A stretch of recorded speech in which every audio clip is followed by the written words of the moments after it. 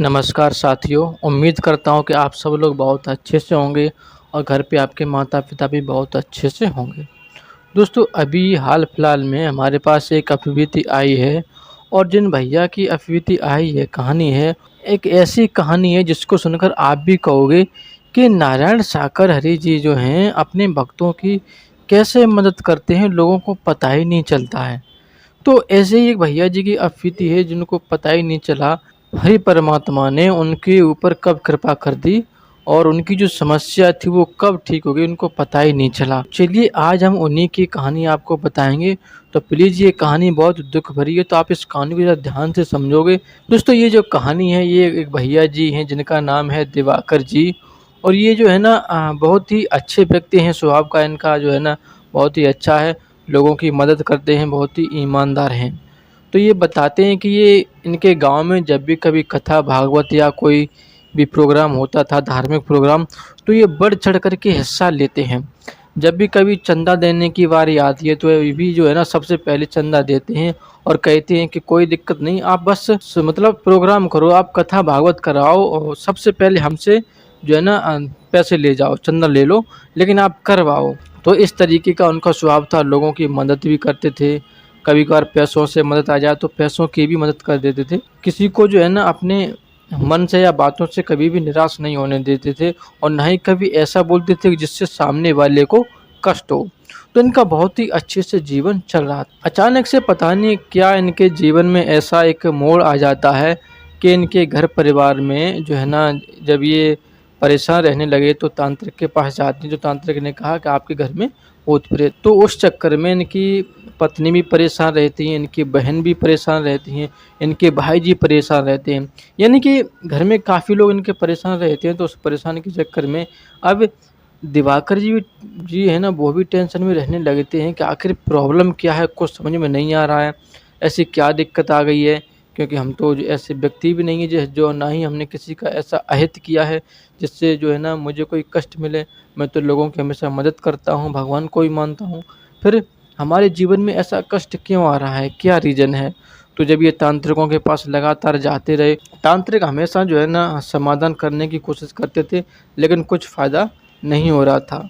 बहुत परेशान रहते थे, कभी इस तांत्रिक के पास जाते तो कभी उस तांत्रिक के पास जाते और इसमें इनका बहुत पैसा भी खर्च हो रहा और उसी दरमियान इनकी जो पत्नी हैं वह भी प्रेग्नेंट थी, उनका भी देखभाल करनी होती है, उनके इलाज में भी पैसे बहुत खर्च हो रहे थे। इस वजह से इनकी कंडीशन बहुत डाउन होने लगी। अब इतनी डाउन होने लगी कि घर में खाने तक के पैसे नहीं हो पा रहे थे और ना ही जो है ना अपनी पत्नी का अच्छे से उनका देखभाल कर पा रहे थे, उनका खान-पान का देखभाल कर पा रहे थे। एक दिन की बात है कि उनके गाँव के एक व्यक्ति हैं जो उनके परम मित्र हैं, उन्होंने कहा कि दिवाकर जी क्या बात है? मैंने सुना है तू बहुत परेशान रहता है, तेरे घर में बहुत ही ऐसी समस्याएँ हैं, ठीक नहीं हो रही हैं, क्या रीज़न है, कुछ बताएगा मुझे? तो उन्होंने फिर पूरी अपनी कहानी बताई कि ऐसे-ऐसे बहुत परेशान है, समझ में नहीं आ रहा क्या करूँ, क्या ना करूँ? बहुत हालत ख़राब होती चली जा रही है, काम भी कहीं मिल नहीं रहा है जिससे पैसा आए और पैसे से घर के खर्चा चल सके। उन भाई साहब ने कहा कि देख समस्या है तो उसका समाधान हो सकता है, हर समस्या का समाधान हो लेकिन आप इसी तरीके से इधर-उधर भटकोगे तो शायद समाधान नहीं मिलेगा। मेरी बात मानो एक बार नारायण साकर हरि जी के सत्य के साथ में मेरे साथ चल, अगर तुझे आराम ना मिले तो तू मत जाना। लेकिन तूने अब तक इतने तांत्रिकों के पास गया, बाबाओं के पास गया और तूने बहुत पैसा भी खर्च किया, तुझे आराम मिला? तो दिवाकर जी ने कहा कि आराम तो खैर नहीं मिला।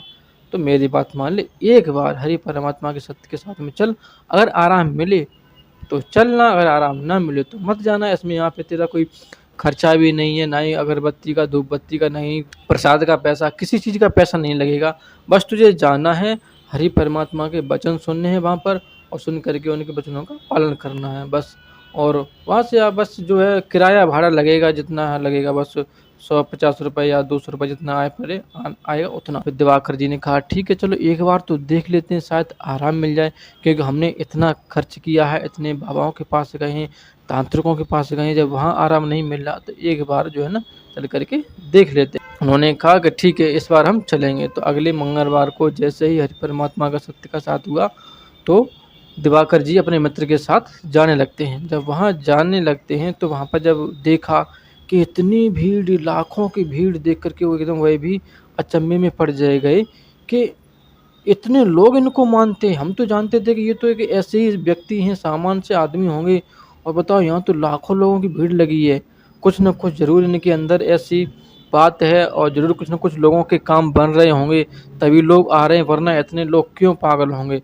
किसी को इतना टाइम नहीं है आज के ज़माने में कि अपना इतना टाइम दे करके यहाँ पर आएगा। कुछ न कुछ ज़रूर बेनिफिट हो रहा है। पहले तो उन्होंने जब हरि परमात्मा वचन देने आए, उससे पहले वहाँ पर जो है ना भजन कीर्तन हो रहे थे और अपबीती सुनाए रहे थे। जो लोग आ रहे थे बहुत दूर-दूर से, और जिनके जीवन में बदलाव हुआ, वो लोग अपनी अपनी अपबीती बता रहे थे। तो अपबीती को सुनकर दिवाकर जी थोड़ा अपने अंदर ऊर्जावान महसूस करने लगते हैं कि हाँ, शायद सत्य के साथ में आने से हमारे भी काम बन जाएँगे। तो फिर जब सत्य के साथ में वहाँ पर हरि परमात्मा आ जाते हैं, वचन देने लगते हैं, तो ये वचन बड़े प्रेम से सुनते हैं, और मन ही मन बहुत उत्सुकता जागृत करते हैं कि काश हरि परमात्मा के पास जाकर के उनके चरणों की धूल मिल जाती, या उनके पैरों को मैं अपने माथे से लगा लेता तो मैं धन्य हो जाता। इस तरीके से बहुत बातें सुनने लगते हैं, और मन ही मन बहुत खुश हो रहे थे, और प्रण कर लिया कि अब हम भी सत्य के साथ में आया करेंगे, साथ हमारे घर परिवार में जो व्याधा है वो समाप्त हो जाएगी। तो फिर वह फिर लगातार सत्य के साथ में जाने लगते हैं, और जो घर में उनकी समस्याएँ थीं, कभी उनकी पत्नी को दिक्कत हो जाती थी, खेलने लगती थी या चिल्लाने लगती थी, कभी उनकी बहन, कभी उनके भाई, जो समस्याएँ थीं वो बिल्कुल ख़त्म हो गईं। अंत किसी बाबा के पास जाते थे, कभी-कभार नॉर्मल हो जाते थे, लेकिन वैसी स्थिति फिर भी हो जाती थी।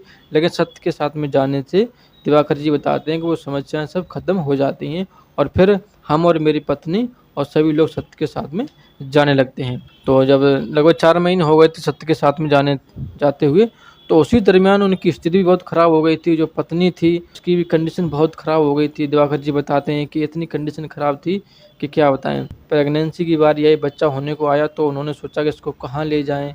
आस-पास के जो डॉक्टर हैं वो तो मना कर रहे हैं कि यहाँ पर नहीं ले कर मतलब इलाज हो सकता है, हम नहीं करा सकते। तो फिर आनन-फानन में दिल्ली पहुँच जाते हैं। तो दिल्ली में भी उन्होंने कई एक ऐसे बड़े-बड़े हॉस्पिटल में ट्राई किया कि शायद भर्ती हो जाए और बच्चा सकुशल हो जाए, लेकिन कोई भी हॉस्पिटल उनको नहीं ले रहा था। अब वो बहुत परेशान थे, व्याकुल थे, क्या करूँ, क्या ना करूँ, और मन ही मन हरि परमात्मा से प्रार्थना भी कर रहे थे कि हे प्रभु अब क्या होगा? उनकी स्थिति बहुत खराब हो गई थी 4-5 महीने पहले से। उस दरमियान उन्होंने खान-पान का ध्यान नहीं रख पाया। जब खान-पान का ध्यान नहीं था, तो स्थिति जो है ना, खून की कमी आ गई, तो खून की वजह से डॉक्टर बहुत कम ले रहे थे। तो एक हॉस्पिटल में फिर उनकी पत्नी एडमिट हो जाती हैं। जब वहाँ एडमिट हो गईं, तो डॉक्टर ने फिर कहा कि देखो मैं आपसे पहले साइन करवाऊँगा, अगर आपकी बीवी को कुछ भी हो जाता, हम मतलब हॉस्पिटल की कोई ज़िम्मेदारी नहीं है, क्योंकि इनकी स्थिति बहुत ख़राब है।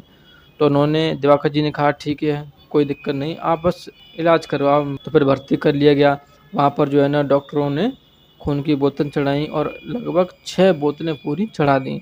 तो 6 बोतलें चढ़ गईं, तो फिर मतलब स्थिति फिर भी काबू नहीं हो पा रही थी। ब्लड लगातार निकल रहा था और आराम नहीं मिल रहा था। अब ये सोचने लगते हैं क्या करें, क्या ना करें, क्योंकि और भी हॉस्पिटल बहुत जगह दिखाया है, वहाँ पर कोई आराम नहीं मिला, मतलब कोई ले ही नहीं रहा था हॉस्पिटल वाला। तो फिर डॉक्टर भी बहुत परेशान हो रहे थे क्या ना करें। तो डॉक्टर फिर जब आए और कहा कि देखो, ऊपर वाले से प्रार्थना करो कि शायद आपकी बीवी ठीक हो जाएँ, और हमारी जहाँ तक कोशिश रहेगी हम पूरी की पूरी कोशिश करेंगे, हमारी पूरी टीम कोशिश करेगी कि आपकी बीवी सकुशल हो जाए। हॉस्पिटल में जब लोग जाते हैं, स्थिति ज़्यादा खराब होती है, तो परिवार के सभी लोग पहुँच जाते हैं। तो दिवाकर जी के माता-पिता भी वहाँ पर पहुँच जाते हैं, भाई-बहन सभी लोग आ जाते हैं, और हरि परमात्मा से प्रार्थना करने लगते हैं। मन ही मन हाथ जोड़े हैं और बार-बार कह रहे हैं कि हे नारायण सागर जी, मुझसे ऐसी क्या गलती हो गई, आप इतना कष्ट मुझे दे रहे हो? इतनी खुशियाँ आपने अब तक दी, और अचानक से इतना दुःख दे रहे हो मुझे, ऐसा क्या कि मुझसे भूल हो गई? मेरी पत्नी की रक्षा करो, मेरे बच्चों को सकुशल जन्म दे दो। तो मन ही मन इस तरीके से हरि परमात्मा की प्रार्थना कर रहे थे। तभी कुछ देर बाद उनके जो पिताजी बैठे थे, उनके पास एक माताजी आ जाती हैं। लगभग उनकी उम्र 60 साल से ऊपर हो गई। उनको रोता हुआ देख कर के वह माताजी बोलती हैं कि बच्चा रो मत, कोई बात नहीं, तेरी जो भी समस्या है वो ठीक हो जाएगी, ये मेरा आशीर्वाद है। मन को शांत रख, जीवन में समस्याएं आती हैं, लेकिन तू जिसको मानता है उसकी प्रार्थना कर, जिस ईश्वर को मानता है वो ईश्वर जल्द आपकी तेरी इस समस्या को ठीक कर देंगे। मन को थोड़ा शांत रख। और वह माताजी चली जाती हैं। तो फिर ये बात जो है ना, उन्होंने दिवाकर जी को बताई, तो दिवाकर जी ने कहा कि आखिर वो माताजी कौन थी, कहाँ चली गई, कौन थी? तो उन्होंने कहा पता नहीं, ऐसी बात बता कर के वो चली जाती हैं। तो फिर थोड़ी देर और समय गुजरा, और लगभग दिन के फिर लगभग 2 से 3 बज जाते। 12-13 घंटा पहले ही ये हॉस्पिटल में आ चुके थे। तो फिर सोचने लगते हैं क्या होगा, क्या नहीं होगा, तो तभी डॉक्टर आ जाते हैं और कहते हैं कोई बात नहीं, सकुशल सब कुछ ठीक हो गया, आपकी बच्चे को उठा लिया गया है, ऑपरेशन कर दिया हमने बड़ा, और आपका बच्चा भी ठीक है और आपकी पत्नी भी ठीक है। कुछ देर बाद आप उनसे मिल सकते हो। जब ये खबर सुनी तो वह और भी प्रसन्न हुए और परिवार के सभी लोग भी बहुत प्रसन्न हुए और हरि परमात्मा को मन ही मन मतलब धन्यवाद कहने लगे, उनको उनकी प्रार्थना करने लगे, कहने लगे कि प्रभु आपने हमारे कष्टों को ख़त्म कर दिया, आपने जो दुःख दिया तो हमारे दुःख को हर लिया है। सच में आपकी लीला अपरंपार है, पता नहीं कब कहाँ कैसे करके आप किसी भी भक्त की अपने इस तरीके से आप रक्षा कर जाओगे, आज मुझे मालूम पड़ गया है। उनको पता था कि थोड़ी देर में अपनी पत्नी को देखने जाएँगे, तो उससे पहले और सोचने लगते हैं वो माताजी कौन थीं, जो अभी यहाँ पर जो आई थीं, कह के करके के गई थीं कि बेटा कोई बात नहीं, सकुशल है। तो वह बाहर भी देखती हैं और उधर-उधर सब जगह देखती हैं, लेकिन वह माताजी नज़र नहीं आईं। तो दिवाकर जी और सभी लोग उनके परिवार को सोचने लगते हैं कि ज़रूर ये हरि परमात्मा ने ही माता को भेजा होगा, तभी जो है ना उन्होंने आशीर्वाद दिया, हमारी पत्नी ठीक हो गई है। कहीं न कहीं हरि परमात्मा ही थे उन माताजी के रूप में। ठीक हो गईं और ठीक होकर के बच्चा उनको मिल गया और फिर सभी लोग वापस घर पे आ जाते हैं 3 दिन बाद। तो ये कहानी थी, ये अपवीति थी दिवाकर जी की, जो उन्होंने बताई और जो इस तरीके से हरि परमात्मा ने दिवाकर जी की हेल्प करी, उनकी सहायता करी, उनके दुःख को हर दिया।